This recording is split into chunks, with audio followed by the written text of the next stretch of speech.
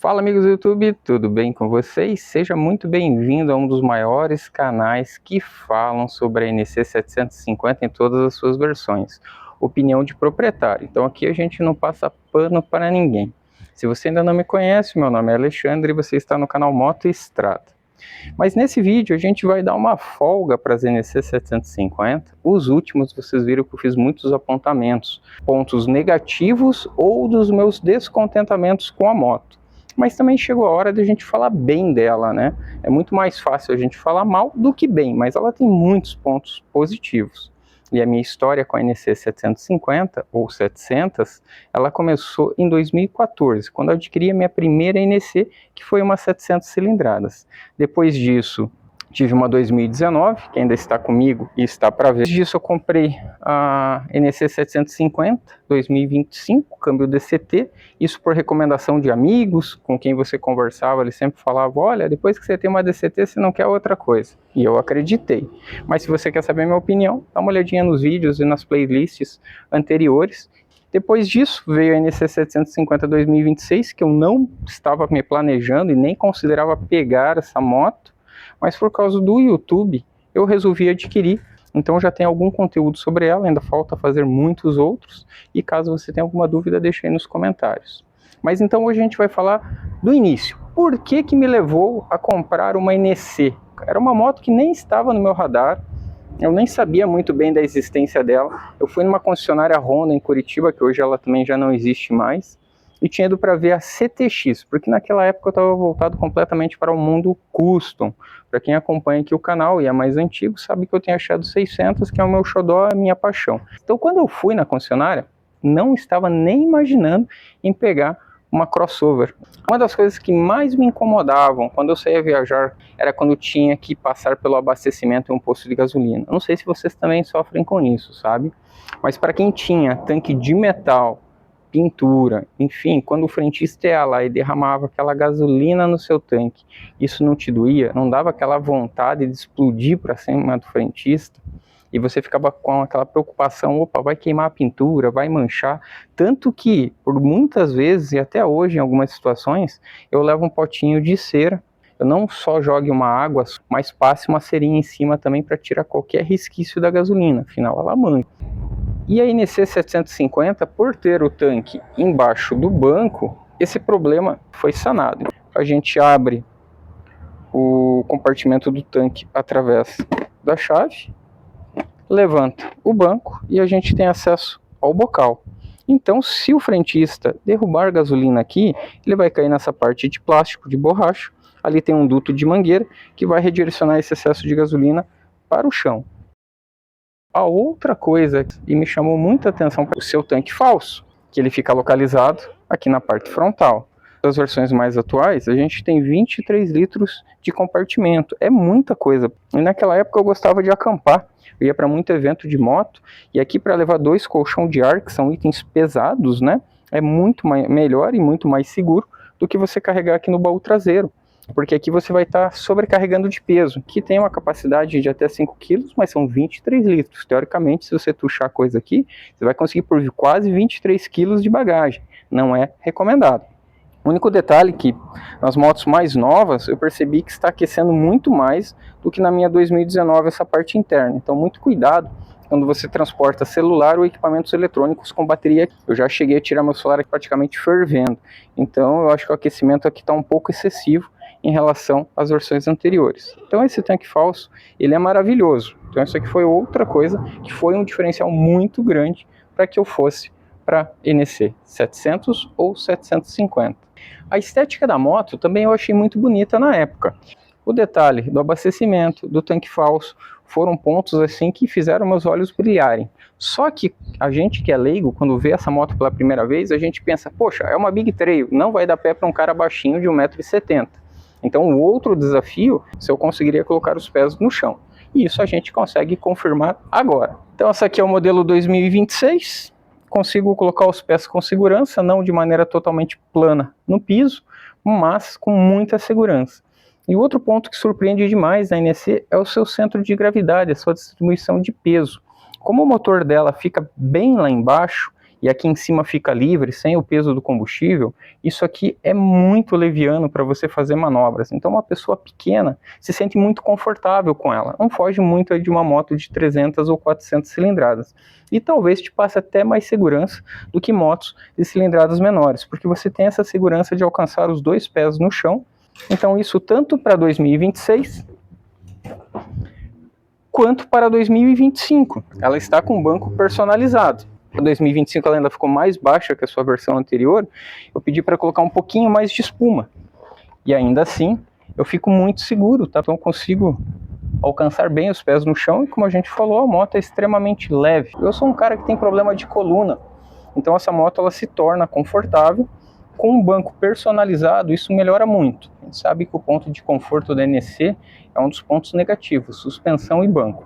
Mas o banco é algo fácil de você corrigir. Então, se você viaja muito, é um item quase que obrigatório e essencial que você consegue resolver de maneira simples. Dito já as primeiras coisas que me fizeram optar pela NSC 750, agora a gente vai falar sobre os outros pontos positivos, que são vários. É até meio difícil você fazer um comparativo do NSC com outras motos. Claro, você pode comparar especificações, mas a NSC ela é uma moto única, porque ela não é uma Big Trail, ela é intitulada como sendo uma crossover, mas com alguns diferenciais que nenhuma outra tem. E daí que vem a sua sigla NC, New Concept, que é um novo conceito, onde ela pega algumas características de outra moto e esse porta-bagageiro quase a torna como se fosse uma scooter. E agora com a versão automatizada, o DCT, praticamente se torna uma scooter de alta cilindrada. Então para quem vem desse mundo, vai se sentir em casa.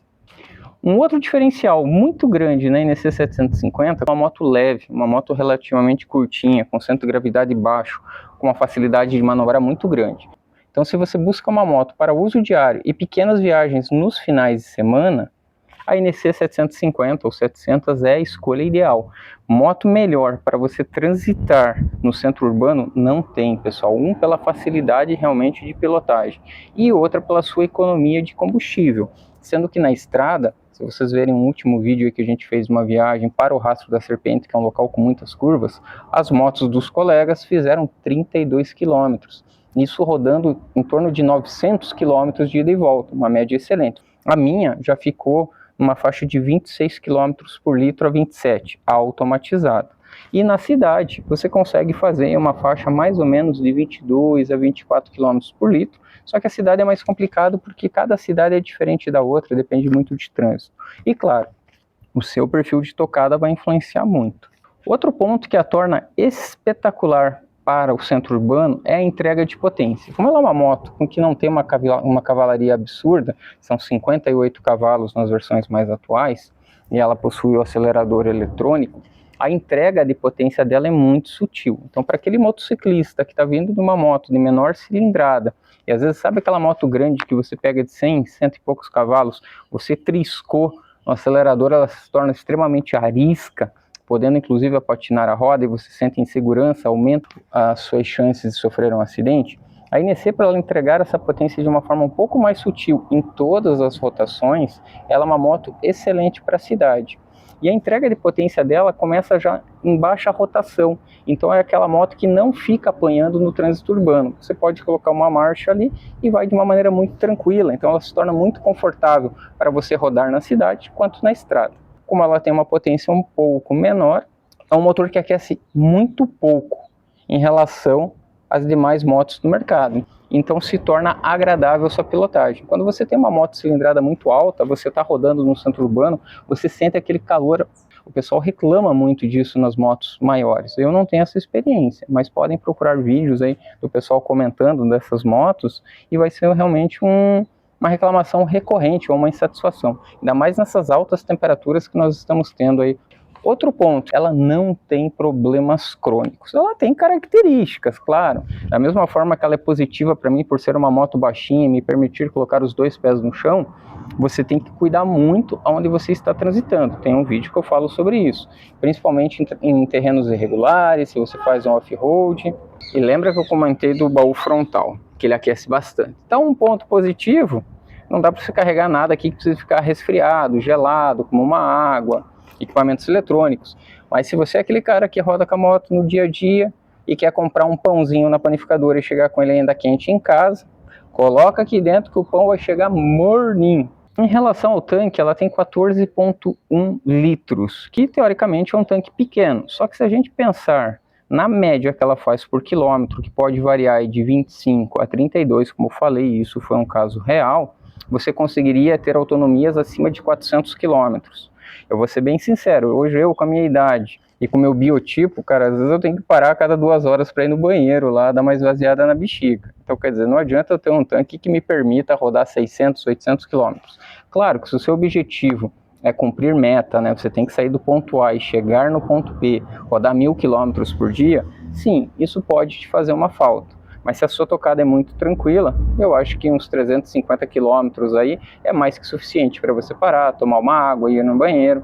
Então, não me faz falta um tanque com proporções maiores. Alguns falam que a NEC 750 ela tem pouca tecnologia. Aí é muito relativo. Com certeza ela vai ter alguns pontos que ela se destaca em relação à concorrência e outros ela vai ficar para trás. Por exemplo, as versões mais atuais, esse modelo 2025, ela tem 4 modos de pilotagem, sendo um configurável.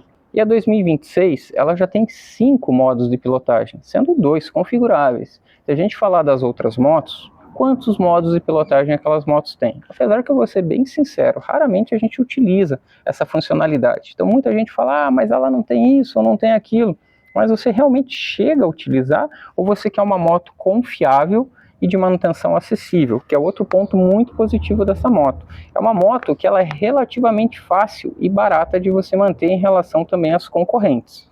Principalmente se você comprar uma moto seminova.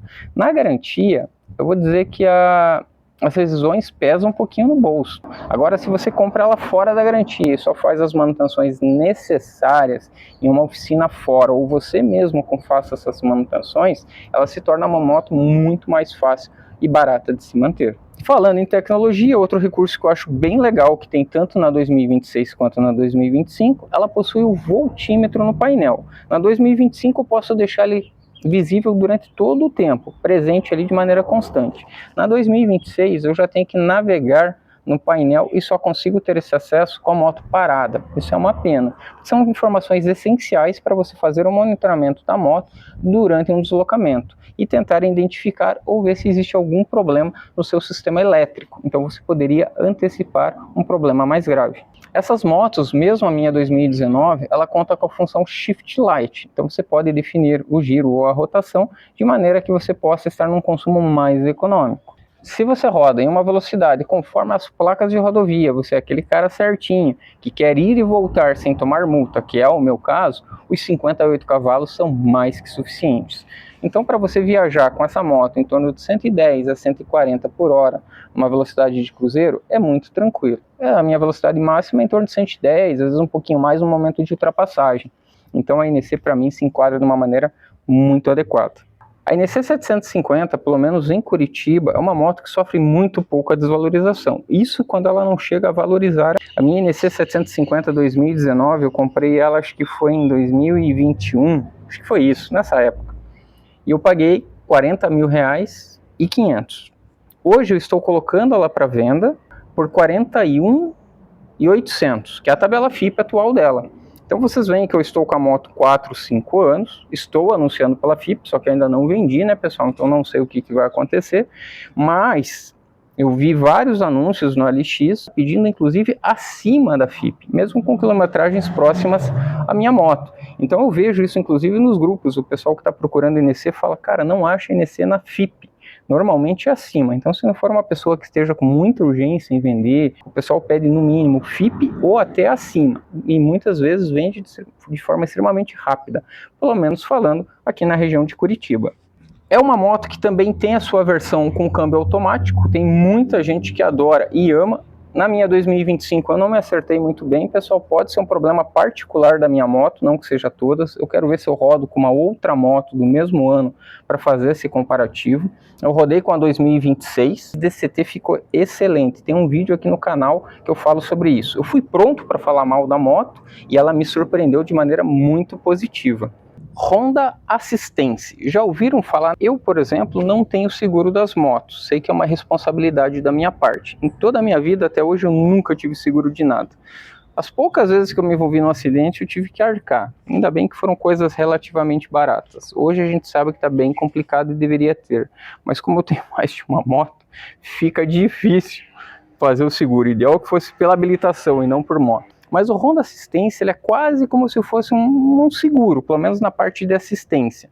Durante o período de garantia da sua moto, que são 3 anos, que é um diferencial, e desde que você esteja com as revisões em dia. Esse serviço a Honda te proporciona acreditando que são motos que não incomodam, que não tem problemas. Se a sua moto tiver uma pane, você liga para o Honda Assistência, eles vão direcionar um guincho para você e vão deslocar a moto para a concessionária mais próxima autorizada a mexer nesse perfil de moto.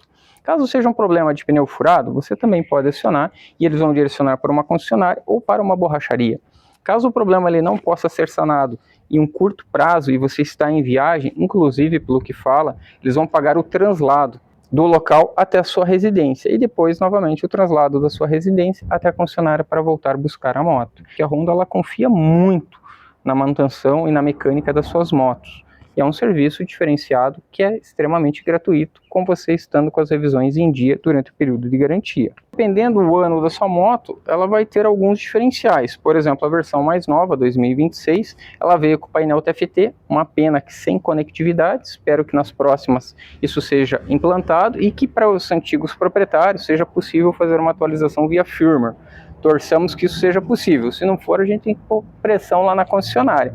Ela veio também com duplo freio dianteiro, veio com uma melhora, teoricamente, no seu câmbio DCT e algumas inovações visuais e estéticos na sua carenagem. Não existe a melhor moto, existe aquela moto que é melhor para você. Então, se você é uma pessoa baixinha, magrinha, fraquinha, que sofre para mexer com motos muito grandes, muito pesadas, de vez em quando você vai manobrar uma moto e você a derruba, com a NC 700 ou 750, esse problema ele vai minimizar muito. Então, para uma pessoa baixa, é uma das melhores opções. Sabe quando você sente aquela insegurança, quando o garupa vai subir, você está com muita bagagem, você pega um trajeto com terreno irregular, que falta um pouquinho de perna para alcançar?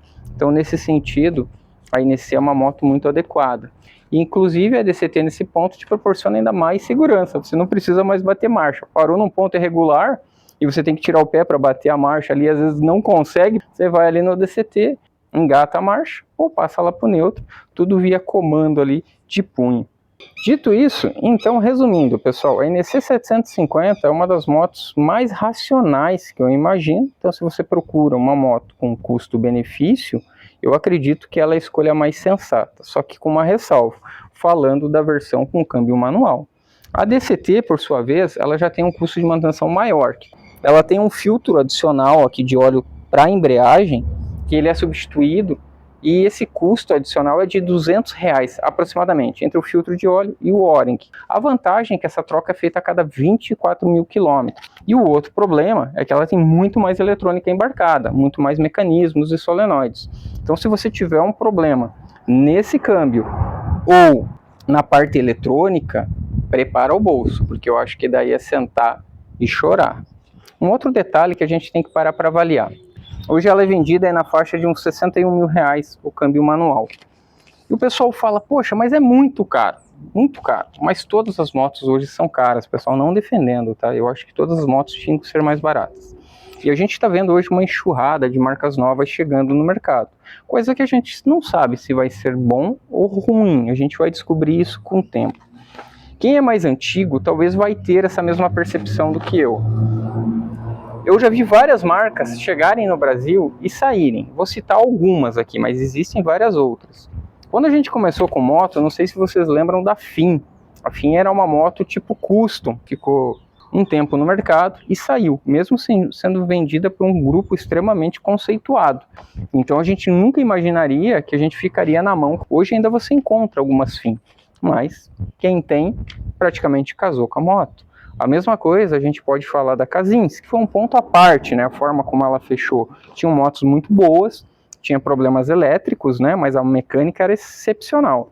E também, depois de um tempo, desapareceu. Hoje quem tem casou com a moto. A gente já viu isso acontecer há muitos anos atrás com a própria Kawasaki, uma marca extremamente famosa e conceituada. Hoje ela está firme novamente no mercado, mas havia saído. A própria Indian, que era concorrente da Harley Davidson, que não se entende por que ela saiu do mercado, afinal não tem um concorrente direto para ela a não ser a Harley. Era uma moto cara, top de linha, mas que saiu do mercado. Então temos outras motos que vieram muito forte e acabaram sumindo. Vamos falar aqui de um outro caso que é diferente, mas a própria Volts. Era uma moto elétrica que tinha tudo para dar certo, mas ela acabou tendo alguns problemas crônicos e hoje ela desapareceu do mercado. Pergunta para quem tem uma Volts. Estou esquecendo de mais alguma? Se vocês lembrarem de outra marca que aconteceu algo parecido, deixa para mim nos comentários. Então, quando a gente pensa no valor, NEC sendo vendida na faixa de R$60 mil. Só que é uma moto que a gente não consegue imaginar que ela venha sair do mercado. Então, se você comprou ela, é muito possivelmente que ela vai continuar em linha ainda futuramente, tanto que ela é vendida desde 2013.